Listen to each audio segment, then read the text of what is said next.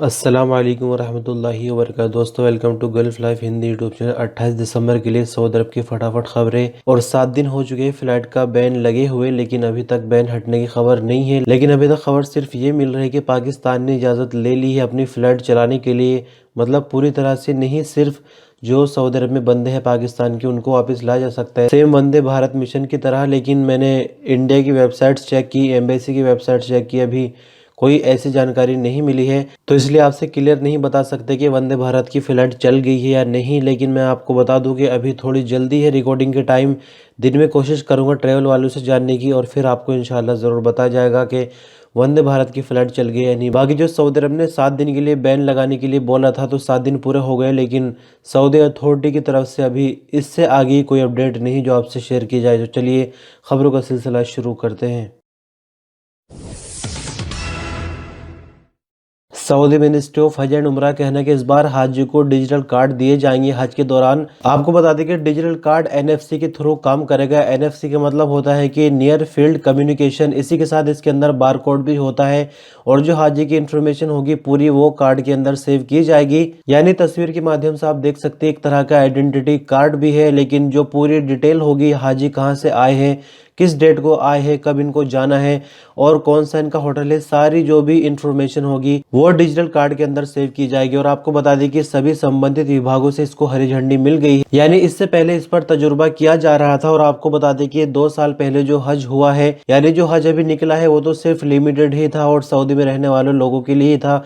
इससे पहले जो हज हुआ है तो 50,000 हाजियों को डिजिटल कार्ड दिए गए हैं तजुर्बा करने के लिए, और तजुर्बा कामयाब रहा है। इसलिए अब सभी संबंधित विभागों से इसको हरी झंडी मिल गई है। और जो आने वाला हज सीजन है 1442 हिजरी का, उसमें सभी हाजियों को डिजिटल कार्ड दिए जाएंगे। हज मिनिस्ट्री की तरफ से कहा गया है कि गवर्नमेंट की तरफ से कानूनी तौर पर ही कार्ड जारी किए जाएंगे। इससे एक बहुत बड़ा फायदा ये होगा कि जो लोग चोरी से हज करने आते हैं गैर कानूनी तरीके से, उन पर रोक लगाई जा सकेगी। साथ ही जो हाजी ऐसे होते कि खेमे वगैरह उनको ढूंढने में मुश्किल हो जाती है, तो वहां पर मशीनें लगाई जाएंगी और कार्ड को स्कैन करके उनके खेमे का पता भी आसानी से लगाया जा सकेगा।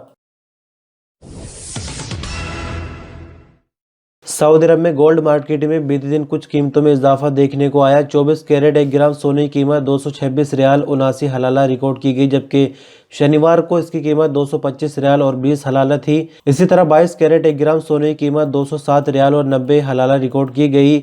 21 कैरेट 1 ग्राम सोना 198 रियाल और 45 हलाला में बेचा गया।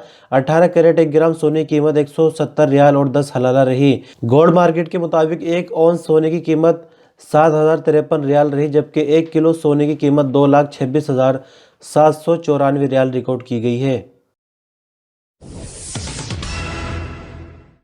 Saudi energy minister prince Abdul Aziz bin Salman bin Abdul Aziz ने कहा कि सऊदी अरब में तेल और गैस की 4 नई रिसोर्सेज मिली है। सऊदी प्रेस एजेंसी के मुताबिक उन्होंने कहा कि अरामको कंपनी ने सऊदी अरब के अलग अलग इलाकों में तेल और गैस की 4 नई रिसोर्स की खोज निकाली है। उन्होंने कहा कि जहरान शहर में अलरेश कुएं से तेल मिला है। यहाँ कुआं नंबर 2 से 4,452 बैरल तेल रोजाना निकाला जा सकता है। इसके अलावा यहाँ से 3.2 मिलियन क्यूबिक फीट गैस रोजाना निकल सकती है। इस कुएं का पता निकलने की बुनियाद पर अलरेश कुआं नंबर 3 खोदा गया, जहाँ से 2,745 बैरल तेल जबकि 3 मिलियन क्यूबिक फीट गैस रोजाना निकल सकेगी। इसी तरह कुआं नंबर 4 से 3,654 बैरल तेल और 1.6 मिलियन क्यूबिक फीट गैस निकल सकता है। आरामको कंपनी को अल मंजस कुएं से गैस मिला है, जो अल गवार कुएं के करीब है। यहाँ से 18 मिलियन क्यूबिक फीट गैस रोजाना निकल सकता है। यहाँ से करीब एक अलसाहबा कुआं मिला है, जहाँ से 32 मिलियन क्यूबिक फीट गैस निकाला जा सकता है। उन्होंने कहा कि आरामको कंपनी नए मिलने वाले तेल और गैस के कुएं पर काम कर रही है, और जल्द ही इनसे तेल और गैस निकालकर मार्केट को सप्लाई किया जाएगा।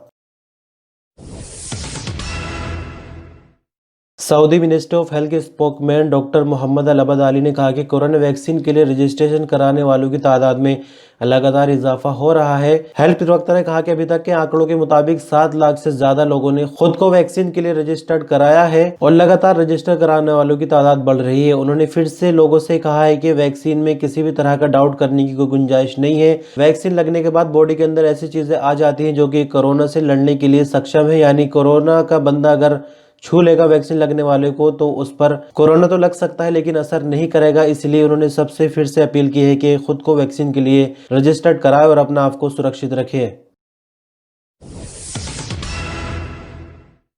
सऊदी यमन ज्वाइंट फोर्स ने हूथियों की तरफ से बहर अहमर यानी लाल सागर में बिछाई गई 4 बारूदी सुरंगें साफ कर दी है। अरब ज्वाइंट फोर्स की तरफ से जारी किए एक बयान के हवाले से कहा गया है कि अरब ज्वाइंट फोर्स की नेवल कमान ने बीते 24 घंटों के दौरान रेड सी में बिछाई गई 4 बारूदी सुरंगें साफ कर दी हैं। आपको बता दें कि बारूदी सुरंगें साफ करते हुए उन पर पाया गया है कि सदफ कंपनी से बनी है, जो कि ईरान की कंपनी है। आपकी जानकारी के लिए बता दें कि बीते एक हफ्ते के दौरान सऊदी अरब पर बारूदी सुरंगों के जरिए 2 हमले हुए हैं, लेकिन किसी भी तरह का जानी नुकसान देखने में नहीं आया। थोड़ा बहुत माली नुकसान जरूर हुआ है। सऊदी अरब में बीते दिन 154 कोरोना के नए मरीजों की पुष्टि हुई, 175 नई रिकवरी है। 9 मरने वालों की तादाद रही। कुल संख्याओं में देखें तो 3,62,220 कोरोना के कुल केस हो गए हैं। 3,53,179 कुल रिकवरीज हो गई है। 6,185 कुल मरने वालों की तादाद हो गई है। सऊदी अरब में फिलहाल एक्टिव केस 2,856 है, जिनमें से क्रिटिकल केस 391 है, जिनका आईसीयू में इलाज चल रहा है। सऊदी गृह मंत्रालय ने 2 लोगों के कत्ल करने और तीसरे को फायरिंग करके जख्मी करने वाले इराकी को सजाए मौत पर अमल करते हुए मौत की घाट उतार दिया है। सऊदी प्रेस एजेंसी के मुताबिक दोहरे कत्ल की वारदात 2017 में रियाद शहर में पेश आई थी। सऊदी मिनिस्ट्री ऑफ इंटीरियर ने अपील कोर्ट की तरफ से आखिरी फैसले पर अमल करते हुए कातिल का सर कलम कर दिया। आपकी जानकारी के लिए बता दें कि यह घटना 2017 की है। इराकी कातिल रियाद शहर के एक स्कूल में नौकरी करता था, जहां उसने अपने साथियों को कत्ल किया था। मुलजिम की फायरिंग से स्कूल के 2 एम्प्लॉयज की मौत हो गई थी, जिसमें एक सऊदी दूसरा फिलिस्तीनी था, जबकि तीसरा गंभीर रूप से घायल हो गया था। वारदात करने के बाद इराकी ने सऊदी अरब से भागने की कोशिश की, लेकिन वो कामयाब नहीं हो सका। आखिरकार उसने अपना भेष भी बदल लिया ताकि पुलिस उसको पहचान ना सके, लेकिन उसकी सारी चालें नाकामयाब हो गई और 1 महीने के अंदर ही अंदर पुलिस ने उसको गिरफ्तार कर लिया। 2017 से मुकदमा चल रहा था और अदालत का आखिरी फैसला आने के बाद इस पर कसास का जुर्म लगता है। कसास का मतलब होता है अरबी में गर्दन काटने को बोलते हैं, और इसकी सजा पर अमल कराते हुए मिनिस्ट्री ऑफ इंटीरियर की तरफ से बीते दिन इसकी गर्दन काट दी गई है।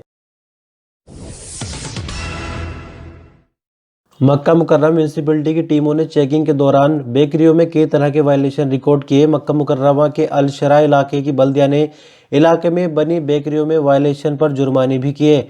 अल शरा बल्दिया के चेयरमैन इंजीनियर मोहम्मद बिन शाहजान अल असेमी ने बताया कि बल्दिया में फूड एंड पब्लिक हेल्थ के अधिकारियों की टीम ने अलग अलग बेकरियों के चेकिंग के दौरे के दौरान कई तरह के वायलेशन रिकॉर्ड किए। इनमें चेकिंग के दौरान जो सबसे ज्यादा गलतियां पकड़ी गई वो इसी की थी कि थैलों में रोटियां नहीं दी जा रही थी। और आपको बता दें कि Saudi food and drug authority की तरफ से रोटियां अब प्लास्टिक की थैलियों में नहीं दी जा सकती, उसके लिए कागज के थैले इस्तेमाल करने होंगे। सभी बेकरियों के लिए ये नियम लगाया गया है। सऊदी मिनिस्ट्री ऑफ हेल्थ की तरफ से ईस्टर्न रीजन में कोरोना वैक्सीनेशन मुहिम का आगाज कर दिया गया है। यानी आपको बता दें कि खैबर और दम्माम जुड़े हुए शहर है और खैबर के अंदर वैक्सीनेशन सेंटर यानी तीसरा सेंटर खोला जा रहा है।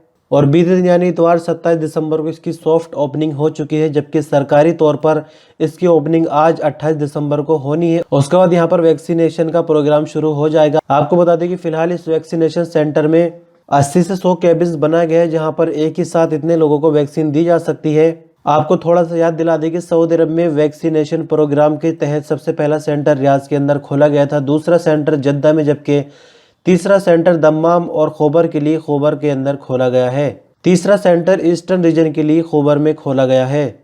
तो इस तरह से दोस्तों खबरों का सिलसिला बस यहीं तक बने रहिए gulf Life Hindi YouTube channel पर। शुक्रिया, अल्लाह हाफिज़।